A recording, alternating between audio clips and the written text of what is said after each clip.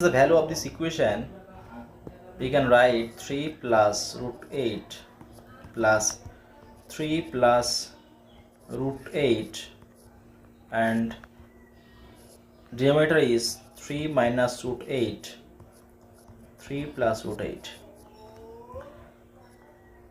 and 6 plus 4 root over 2. Next, here is formula a minus b into a plus b square minus b square. You can 3 plus root 8 plus 3 plus root 8 root 3 square minus root 8 square minus 6 minus 4 root 2. 3 plus root 8 plus 3 plus root 8.